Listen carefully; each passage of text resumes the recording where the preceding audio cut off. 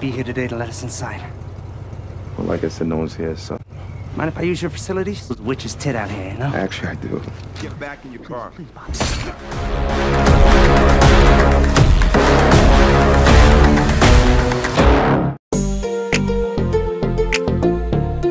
Assalamualaikum. Hai everyone, welcome back again. Seperti biasanya, di video kali ini Mimin bakal kembali merangkum sebuah film yang berjudul Till Death, yang merupakan film dengan genre thriller. Dan pastinya cerita dari film ini bakal penuh ketegangan tuh. Ingat, filmnya yang tegang loh, bukan tegang yang lain. Pasti pikiran kalian udah traveling aja tuh. Oke deh, tanpa terlalu banyak spoiler di awal lagi, yuk kita langsung masuk aja ke dalam alur ceritanya. Let's go!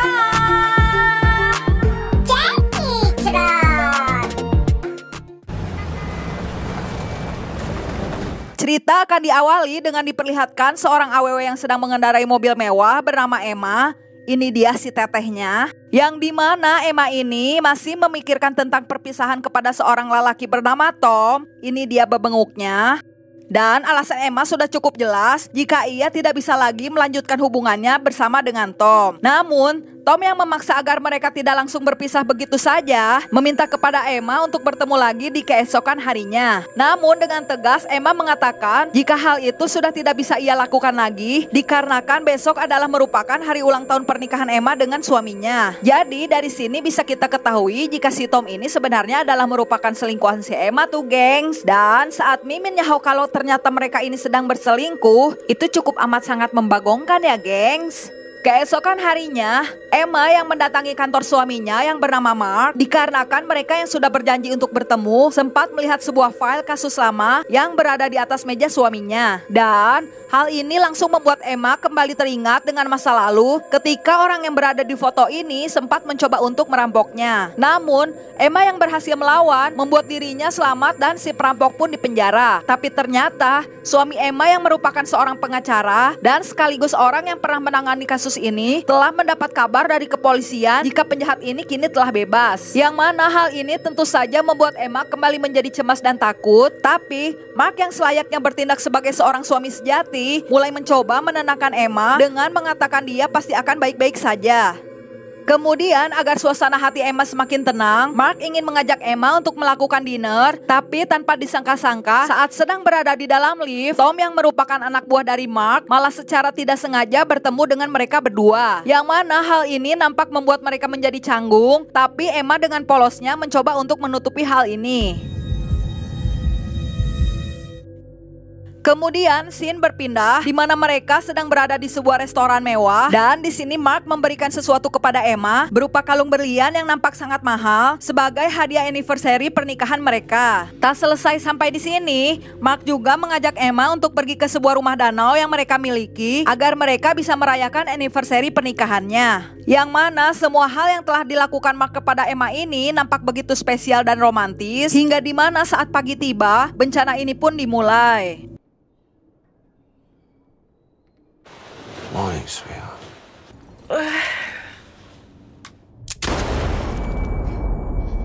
Emma yang panik dan sambil bertanya-tanya apa yang sebenarnya telah terjadi, mencoba untuk melepaskan borgol dari tangannya. Namun sayangnya hal ini sangat sulit dilakukan. Dan saat Emma mencoba untuk menggunakan pistolnya, ternyata peluru dalam pistol tersebut pun kosong tuh. Karena tidak ada pilihan lain, akhirnya Emma memutuskan untuk mencari sesuatu. Dan ini mengharuskan ia untuk turun ke handap sambil membawa mayat Mark.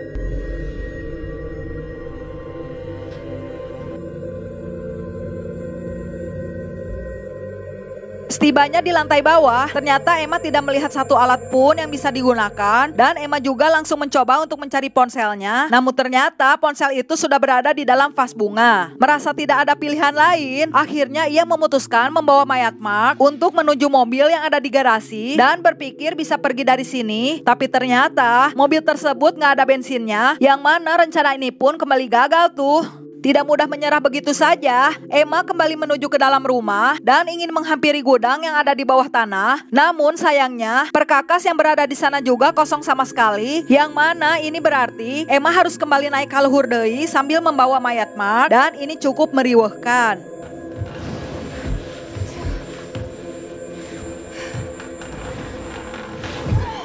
Setelah bersusah payah naik, lalu Emma memasuki ruangan foto yang ternyata di dalamnya sudah terdapat foto-foto saat Emma sedang berduaan dengan Tom. Dan tiba-tiba saja Emma menjadi sangat amat terkejut ruas saat ia nampak sosok bayangan orang yang dulu pernah menikam dirinya. Namun ternyata itu hanyalah sebuah foto dan tiba-tiba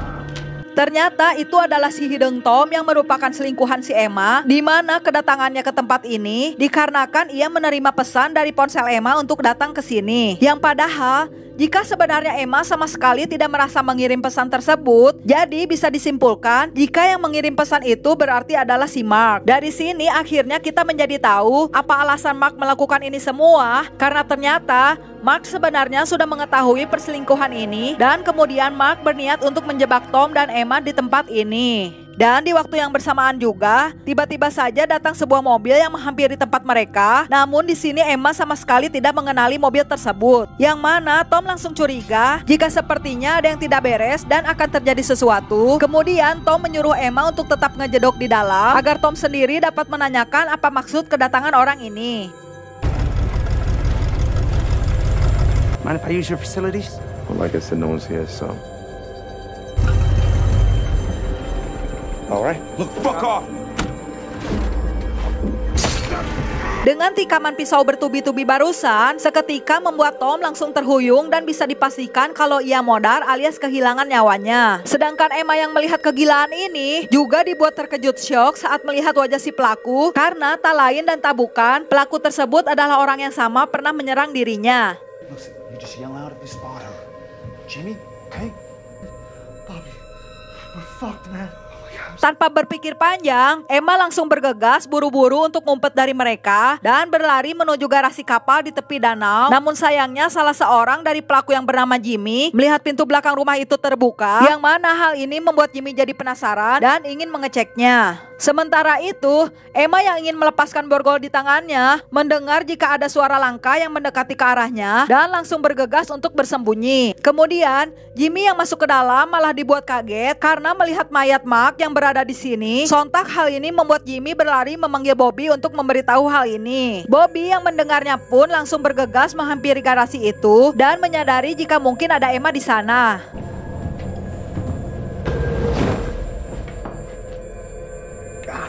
Dari sini kembali terkuak fakta jika dua orang tangkurak ini adalah merupakan orang sewaan dari Mark itu sendiri, yang mana Mark menyuruh mereka menghabisi Tom dan Emma. Dan bayaran untuk mereka berdua berada di dalam brankas yang ada di rumah ini. Maka dari itu mereka membutuhkan Emma untuk mendapatkan kode brankasnya dan sidik jari Mark untuk membukanya. This is some pretty high-tech shit. Lalu, Bobby dan Jimmy membagi tugas, yang mana Bobby bertugas mencari Emma, sedangkan Jimmy mengambil mayat Mark untuk dibawa ke ruangan ini. Dan di saat yang bersamaan, Emma berniat mengisi bahan bakar mobilnya dengan bahan bakar kapal yang ia dapatkan agar bisa segera melarikan diri. Namun, Bobby yang curiga dan mendengar sesuatu dari garasi langsung menghampiri tempat tersebut yang nyaris membuat Emma hampir ketahuan, dan ini sangat menegangkan.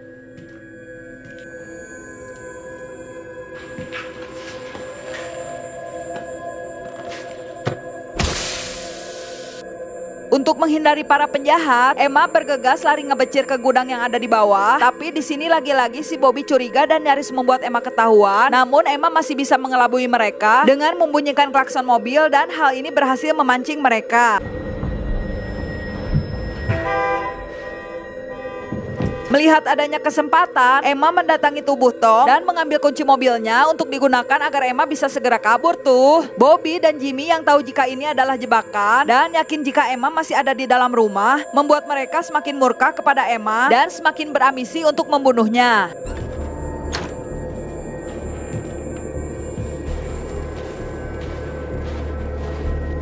Bobby yang mencari ke segala penjuru ruangan, tiba-tiba perhatiannya tertuju pada langit-langit rumah karena adanya suara, dan benar saja karena tiba-tiba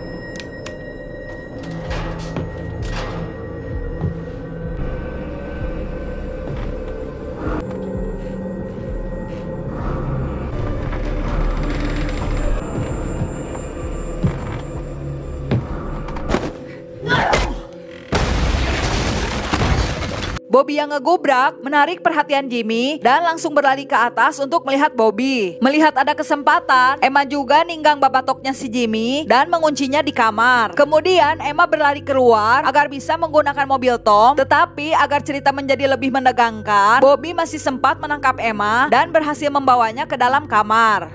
Bobby, listen. The cops are gonna trace the car. We'll see about that.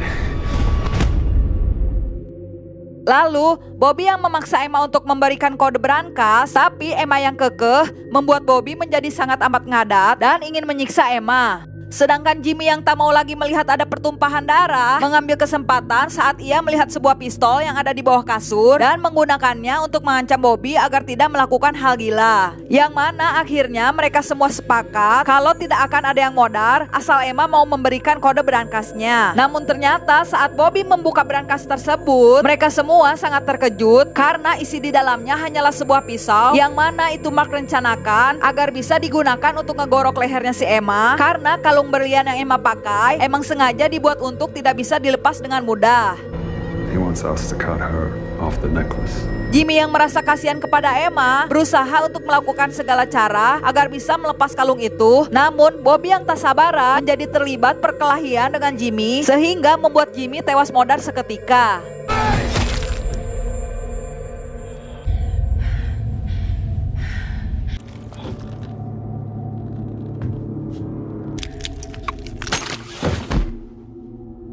Bobby yang kesal melampiaskan semua emosinya kepada Emma, namun Emma berhasil melawan dan membuat Bobby kesulitan, yang mana kesempatan ini Emma gunakan untuk kabur dari si Bobby. Tetapi lagi-lagi Bobby tak membiarkan begitu saja dan masih mengejar Emma dengan membawa mayat Mark yang terkait borgol di tangannya, sampai pada titik di mana Emma nyaris berhasil kabur dengan mobil, tapi sayangnya ia harus terjebak karena adanya mobil yang menghalangi jalan itu. Lalu Emma memutuskan untuk menabrak Bobby, namun sayangnya Bobby masih berhasil menghindarinya sehingga membuat Emma menabrak garasi kapal. Tak selesai sampai di sini, Bobby masih tetap berusaha mengejar Emma, yang mana pada kondisi ini ternyata Emma masih berhasil lolos dan berlari ke danau yang membeku. Namun mereka semua harus merasakan dinginnya air danau karena tiba-tiba danau es yang mereka injak itu retak dan mengharuskan mereka semua ngejeblos 3 lebel ke dalam danau tersebut.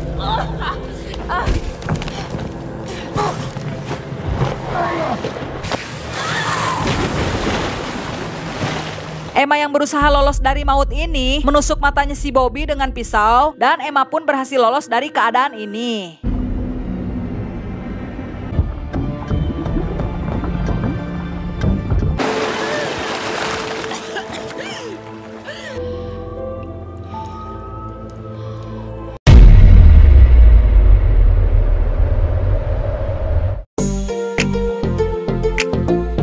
Nah, gimana nih gengs? Secara keseluruhan filmnya sih memang cukup menegangkan ya. Apalagi ini mengambil tema tentang dendam dan perselingkuhan tuh. Jadi pelajaran yang bisa kita ambil dari film ini adalah jangan pernah sekali-kali kita mengecewakan pasangan kita dengan melakukan apa yang namanya itu perselingkuhan, karena kita tidak akan tahu apa yang akan terjadi ke depannya dengan luka yang kita buat untuk pasangan kita sendiri. Oke deh, sekian dulu dari Mimin. Jika kalian suka dengan video ini, jangan lupa untuk klik like dan subscribe. Dan Mimin ucapin terima kasih buat kalian yang udah menonton video ini hingga akhir. Dah. Wassalamualaikum.